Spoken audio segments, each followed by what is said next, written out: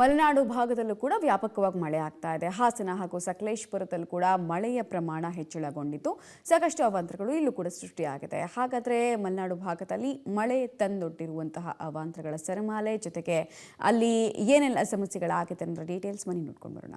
ಸಕಲೇಶಪುರ ಸುತ್ತಮುತ್ತ ದಾಖಲೆಯ ಮಳೆ, ಹೇಮಾವತಿ ಅಣೆಕಟ್ಟಿನ ಒಳಹರಿವು ಹೆಚ್ಚಳ. ಹಾಸನ ಜಿಲ್ಲೆಯ ಮಲೆನಾಡು ಭಾಗದಲ್ಲಿ ಮುಂಗಾರು ಮಳೆ ಅಬ್ಬರಿಸ್ತಾ ಇದೆ. ಸುಳಿಗಾಳಿಯಿಂದ ಶೀತ ವಾತಾವರಣ ಮುಂದುವರೆದಿದೆ. ಇನ್ನು ಕಳೆದ 24 ಗಂಟೆಗಳಲ್ಲಿ ಸಕಲೇಶಪುರ ತಾಲೂಕಿನ ಹೆತ್ತೂರಿನಲ್ಲಿ ಗರಿಷ್ಠ 142.3 ಮಿಲಿಮೀಟರ್ ಮಳೆಯಾಗಿದೆ. ಸಕಲೇಶಪುರ ಮತ್ತು ಚಿಕ್ಕಮಗಳೂರು ಜಿಲ್ಲೆಯ ಮೂಡಿಗೆರೆ ಭಾಗದಲ್ಲಿ ಉತ್ತಮ ಮಳೆ ಆಗ್ತಾ ಇರುವುದರಿಂದ ಹೇಮಾವತಿ ಜಲಾಶಯದ ಒಳಹರಿವಿನ ಪ್ರಮಾಣದಲ್ಲಿ ಹೆಚ್ಚಳವಾಗಿದೆ.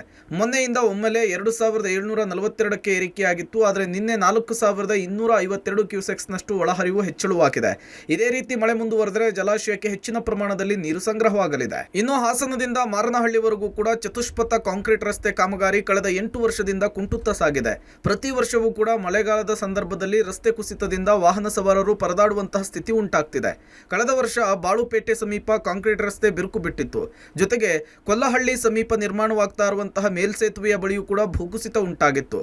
ಇದೀಗ ಭಾರಿ ಮಳೆಯಿಂದ ಸಕಲೇಶಪುರ ತಾಲೂಕಿನ ಆನೆಮಹಲ್ ಸಮೀಪ ರಾಷ್ಟ್ರೀಯ ಹೆದ್ದಾರಿ 75ರ ತಳಪಾಯ ಕುಸಿದಿದೆ. ಇನ್ನು ಶಿರಾಡಿ ಘಾಟ್ನಲ್ಲೂ ಕೂಡ ಮಳೆ ಮುಂದುವರೆದ್ರೆ ಭೂಕುಸಿತ ಹಾಗೂ ಮರಗಳು ಧರೆಗುರುಳುವಂತಹ ಸಾಧ್ಯತೆ ಹೆಚ್ಚಾಗಿದೆ.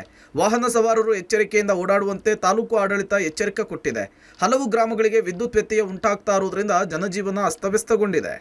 ಒಟ್ಟಿನಲ್ಲಿ ಉತ್ತಮ ಮಳೆ ಆಗ್ತಾ ಇರುವುದರಿಂದ ರೈತರಿಗೆ ನಿರಾಳವಾಗಿದ್ದು, ರೈತರು ಭತ್ತದ ನಾಟಿ ಕಾರ್ಯವನ್ನು ಆರಂಭಿಸಿ ಕೃಷಿ ಚಟುವಟಿಕೆಗಳಲ್ಲಿ ತೊಡಗಿಸಿಕೊಂಡಿದ್ರೆ ವಾಹನ ಸವಾರರು ಪರದಾಡುವಂತಾಗಿದೆ.